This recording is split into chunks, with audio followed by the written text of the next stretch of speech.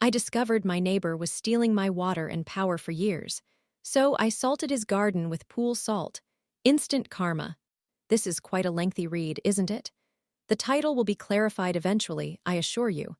I will clarify some details along the way, but as usual, there is a glossary at the conclusion. Several years back, I was employed on a fly-in, fly-out basis at a mining site. I would leave the moderately sized town I resided in at the time, fly to the mine for 2 weeks, and return home for 1 week. Repeat the cycle indefinitely. As a dual-trade electrician and instrumentation technician, I was raking in substantial hours and lots of money for leisure activities. With the substantial amount of compensation I was receiving, I chose to purchase a fixer-upper property that I could renovate during my off weeks, intending to sell it eventually. My friends from the construction industry would occasionally lend a hand in exchange for beer and barbecues.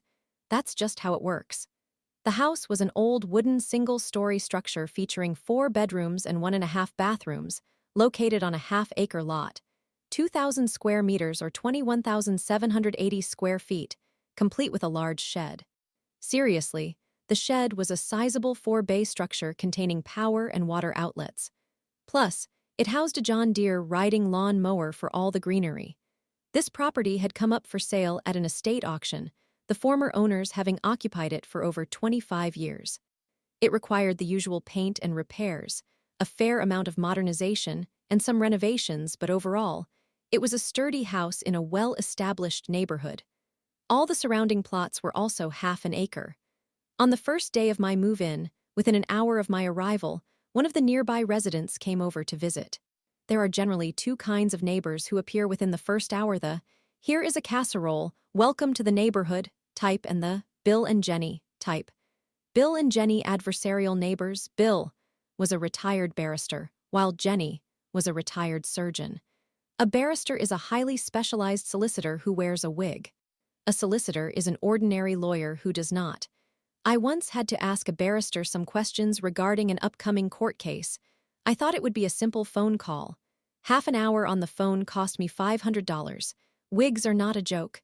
Anyway, Bill and Jenny approached me with the "Hello, newcomer, this is a tranquil neighborhood" rhetoric. They had been in their home for over 20 years. I was polite and respectful, explaining that I would be in and out due to my fly-in, fly-out work schedule, that I didn't host parties, and that the only noise would be from renovating the house. Well, Bill and Jenny were certainly not impressed. I am unsure whether it was my status as a contractor or my intentions of working on the house that displeased them, but their expressions could not have been more sour or horrified, as if I had leaned in and given them a big lick across their faces. I received a legal document outlining the noise laws and repeated reminders that this was a quiet neighborhood. Bill was also considerate enough to remind me that everyone around here takes pride in their gardens and lawns, and it would be a pity if I were any different.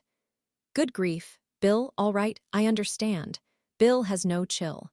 I allowed him to leave with his domineering behavior and continued unpacking. Dave and Beck, from over the other fence, arrived just as the sun was setting, accompanied by their teenage children, beers, and pizza. Dave was a high school principal, and Beck worked as a nurse. They inquired about my encounter with Bill and Jenny, and we shared a hearty laugh. Dave recounted how Bill frequently stopped by to give unsolicited gardening advice. Dave, Beck, and their children were delightful. Throughout my first day, I spotted Bill puttering around in his garden, although garden doesn't do it justice.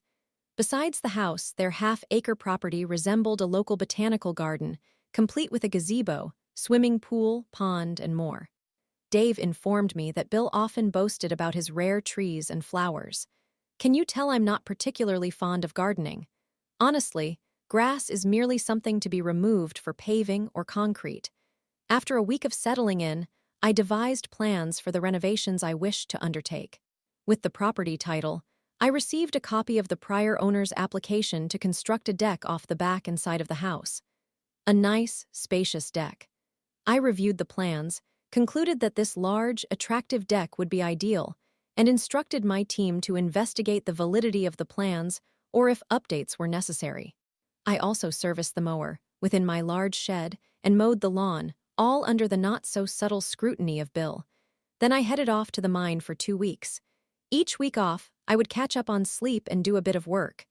This routine continued for several months until I received my first substantial quarterly utility bill, electricity, water, etc. Now I could resume a habit I had started years prior. Just as everyone else does, when I moved in, I noted the electric and water meter readings in my utilities journal. It's a useful tool for tracking power and water consumption and comes in handy if you suspect a leak or electrical issues. Everyone possesses one of those, right? Now that I had a bill, I could maintain records. The situation develops. By the 5th month, I resolved to replace the electrical switchboards in the house and the large shed, fuse box or breaker panel, depending on local terminology. To accomplish this, I cut off the power at the front main switch at the meter box. This meant my entire block would have no electricity. While swapping out the switchboards, I planned to test the electrical cabling, outlets, and more. This testing is legally required before any sale, but I hadn't performed it myself. Thus, it was essential for me to check. 2 peculiar occurrences transpired during this time. 1, the underground cable running to the shed indicated, not as expected. 2, Bill was hand-watering a portion of his flower beds. Some readers may have already deduced the underlying corpus delicti in this account. Others might have pieced together what the title signifies. Bill's entire garden, similar to mine, was equipped with an automatic irrigation system. At designated times throughout the week, the entire property would receive water through a pump and timers. This typically occurred 3 times a week, around sunset. His flower beds had misters, potted plants utilized drippers, and the lawn hosted pop-up rotating sprinklers. I included this detail so you could visualize the sound in your mind. You're welcome. I had never witnessed Bill watering by hand with a hose. Odd. The shed circuit suggested it either had an underground cable fault or was linked to electrical equipment, despite my unplugging everything for testing. Thus, it must have involved the underground setup. I would need to locate the underground lines and investigate. This would require excavating them and potentially replacing them, although that could wait until the following day. For that day, I would simply address the house switchboard. The next day, I borrowed a cable locator from a friend and traced the undergrounds leading to the shed, marking the route with my favorite pink paint. The shed undergrounds were roughly 1 meter or 3 feet inside my property line and were connected to the power meter box at the front. About halfway between the house and the shed, I encountered further oddities. It seemed that there was a branch off the underground power cable destined for the shed, leading into Bill's property. Peering over the fence, the first thing I noticed in alignment with this branch was Bill's little hut, which housed the pool pump filter, irrigation controls, and valves. This hut was approximately 3 meters or 10 feet inside his property line. Because this cable locator also detected water pipes, I found that the water lines similarly branched off at this point. The situation began to clarify.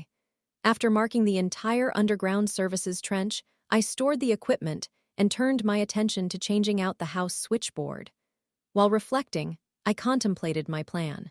The following day, I instructed my team to delve into public records revealing when Bill's pool and my shed had been constructed. I also procured some cameras and a recorder for surveillance. During the latter part of the week, I engaged in various tasks.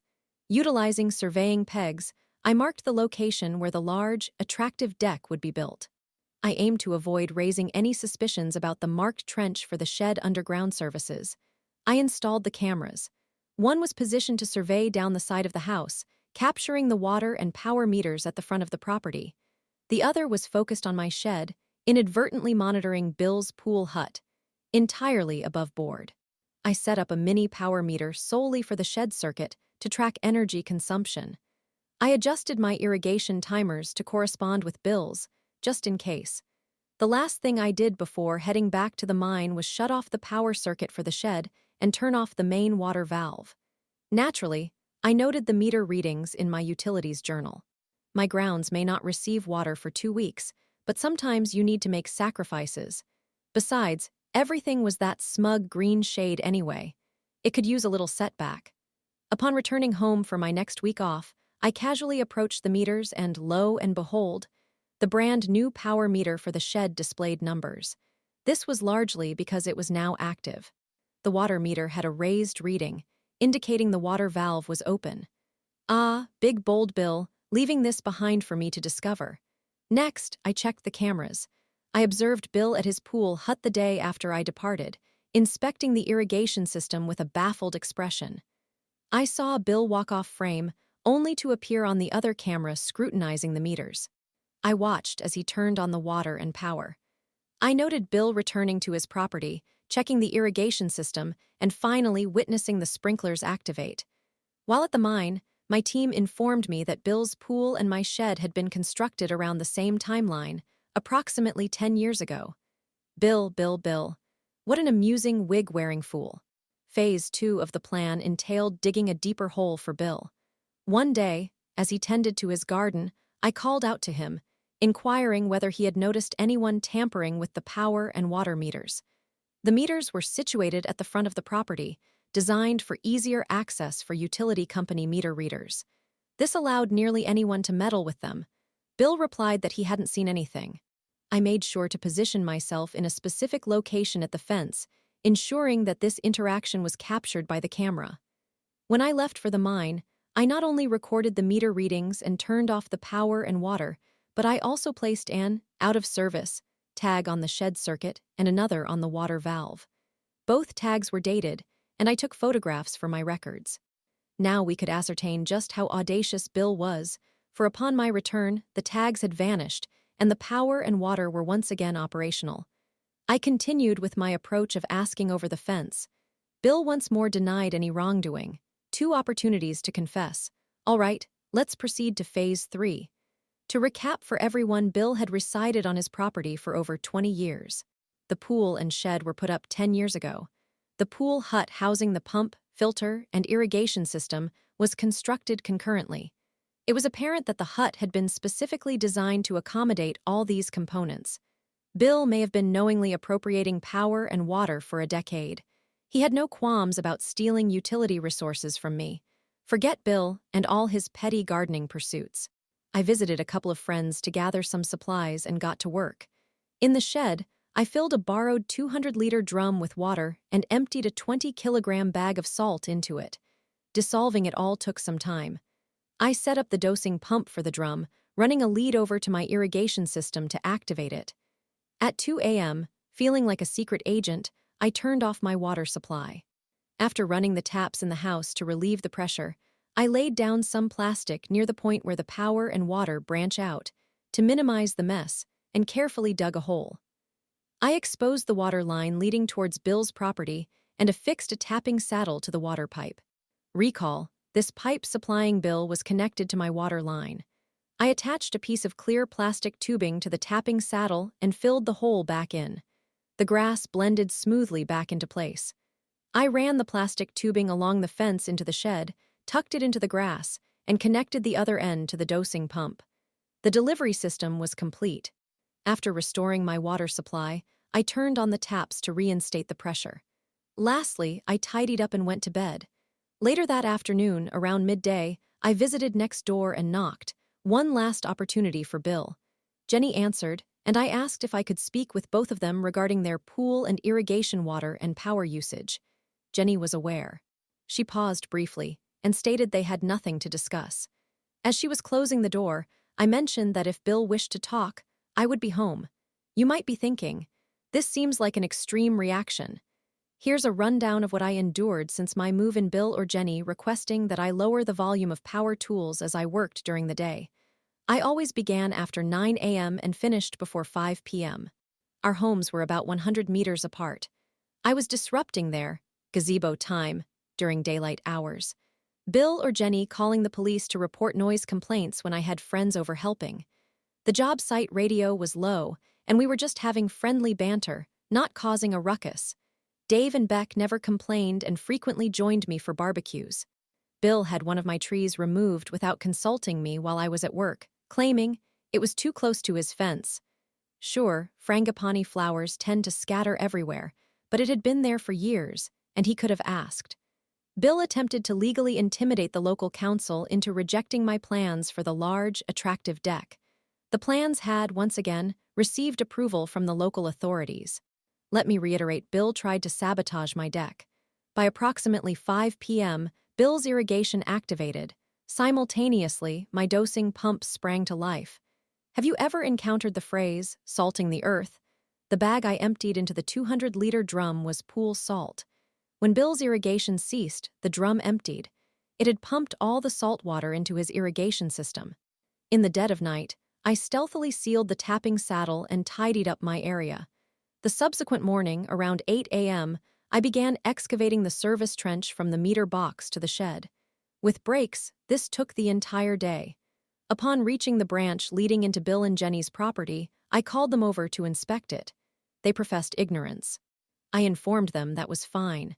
I intended to replace the cable and conduit leading to the shed, so I would just sever the connection to their property. I ultimately crossed the fence to dig, allowing me to extract the cable and pipe from their side. A plumbing friend assisted in repairing my water line. Consequences: Bill's garden. As I dug up the trench the next morning, I witnessed the garden wilting. Had he showered the plants with water immediately after the incident, they might have stood a chance. Some of his rare trees may have survived. However, by 8 a.m., the salt had been at work for 13 hours. Upon realizing what transpired, he connected a hose to the irrigation system and began watering. Everything turned yellow and brown. It took him months to revive the surviving plants. He reported to the local horticultural society, of which he was the president, that somehow pool water had infiltrated the irrigation. Bill and Jenny, the morning following the incident, once Bill grasped the situation, they confronted me. I feigned ignorance, and when he started to threaten legal action, I mentioned the tags, the videos, and my utilities journal, along with the records of the pool and shed construction. It drove him mad, being unable to act.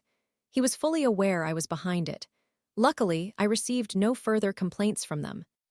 I sold the house a year after my renovations began, as planned, to prevent incurring higher taxes on the sale. I acquired another house and commenced anew, my team conveyancer. Similar to a human conveyor belt, they transfer paperwork from one place to another. Large, attractive deck, the best deck ever. It stretched along the entire back of the house and halfway around one side.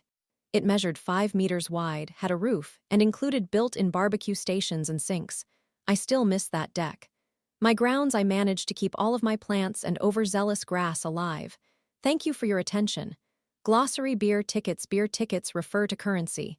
Hand over a red beer ticket, $20 bill, and you receive 5 beers. A blue ticket, $10 bill, gets you 2 beers. These conversion rates date back years, and I am unsure of the current rates. Corpus delicti: this can refer to either body of the crime or something culinary related. I believe I've heard Gordon Ramsay mention it before. But who could really tell? Salting the earth: salt effectively destroys plant life. I believe had I introduced 3 bags instead of just 1, and I would have, no recovery would have been possible. Furthermore, the soil would have required extensive remediation to support growth again. It's somewhat fortunate for Bill that my friend only had 1 bag available. I was in a rather irritable mood that day, hoping for total annihilation. Neighbor's neighborhood: I made an effort to incorporate this terminology repeatedly. I did this just to bother individuals with the you. It's one of my preferred pastimes. Grass experience: just 15 instances of rain and you must mow again. Oh look, now it requires fertilization. Now it necessitates shade. Oops, too much shade. Frankly, children are simpler. I distinctly remember the time I mowed the lawn at age 10. I struck some rocks. That was an amusing afternoon, mowing the lawn with bleeding legs, while Dad said, "That's just part of lawn maintenance, son." To be fair, I was only wearing shorts and flip-flops. Nonetheless, forget grass. Story 2. My friends are telling me, 23F, that my girlfriend 25F is rude and challenging to be around, and they don't want to invite her to social events. Should I ignore them? My girlfriend, 23 years old, female, is Norwegian. We met while she was visiting England on holiday and have been together for a little over a year. I relocated just before we started dating to a new area, where I began forming connections with a different social circle. Within that circle, I have developed one close friendship, but my girlfriend seems to have created a divide between us and everyone else. This situation has strained my relationship with this one friend, as others prefer to avoid my girlfriend. Since my girlfriend is only here periodically, we tend to attend social gatherings as a couple. My close friend mentioned that my being upset and offended by people's dislike of my partner makes them hesitant to invest effort into our friendship, because I sometimes decline invitations to meet if individuals who have openly stated they don't like my girlfriend will be present. Nonetheless, this friend views my girlfriend as a friend and enjoys spending time with her, and there are no issues among the three of us. At the start of our relationship, we experimented with polyamory due to the long-distance situation, but I discovered it was not suitable for me. My girlfriend, however, established a connection with another man that adversely affected me, leading me to seek support from my friends, which unintentionally harmed our future relationship with them. My girlfriend exhibits clear signs of attention deficit hyperactivity disorder and faces challenges with language barriers and differences in humor between the two countries. She speaks flawless English but finds it difficult to understand sarcasm and initiate conversations. Every friend of my close friend, including their girlfriend, has mentioned that my girlfriend rubs them the wrong way and is tough to be around. In contrast, all of my friends from my previous hometown, including my siblings, parents, and other family members, have shared the opposite sentiment. No one else has encountered any issues maintaining conversations, and after seeking opinions, none have called her rude or difficult. She has numerous friends back home whom I have frequently met, has solid relationships with her colleagues, and fits in seamlessly. Occasionally, the language barrier causes her to come across as blunt. For instance, Norway has a more limited range of adjectives compared to English, and regardless of how proficient she is in translation, some words are occasionally missing, resulting in her sentences being direct and concise. Most recently, we were invited to a friend's house to socialize for a few hours, and we were genuinely looking forward to it. We had not met the partner of the friend we were visiting, and when the partner arrived after us, we were not introduced. My girlfriend approached her and said, "Hi, my name is blah blah, I don't know you, how are you?" Which is an acceptable way to introduce oneself in Norway, and she was unaware of any other norms. Fast forward an hour, and she was happily conversing with this partner about books and films for nearly an hour, and I was pleased to see her engaged. Later in the day, my girlfriend experienced an episode of chronic pain, and I asked if she wanted to return home. She declined, saying it was fine for me to enjoy time with my friends while she rested on the sofa. Everyone agreed that was perfectly fine, and we continued our gathering while she remained a little reserved, waiting for her pain medication to take effect. A few hours later, as we were leaving, everyone appeared satisfied, exchanged hugs, and agreed to do this again. However, the next day, I received a text from my close friend stating that the friend we visited accused my girlfriend of being rude, difficult to be around, not engaging in conversation, and challenging to host. I am perplexed by everyone's issues, and I feel quite disheartened each time I attempt to connect with a new person, only to be told they dislike my partner. I would never voice such opinions openly, and I always strive to remain neutral regarding a friend's partner, regardless of our chemistry. I keep hearing that, "You are not the problem," "You are not the issue," and "You should not be upset about this," and I find myself thinking, what on earth? My girlfriend is not aggressively rude, does not make inappropriate comments or jokes, does not judge people negatively, and is an enormous people pleaser, always trying to accommodate everyone she meets. I cannot comprehend how people form such swift judgments. She is tidy, humorous, composed, and does not raise her voice. Does anyone have advice for this situation? Should I disregard these individuals' opinions and avoid pursuing friendships with them if they are going to be openly judgmental? I value the perspectives of people I admire, but am also aiming to cultivate new friendships and become more social. This situation significantly exacerbates my social anxiety. My family and previous social circle have no issues with my girlfriend, and neither do any of her friends. So what is happening here?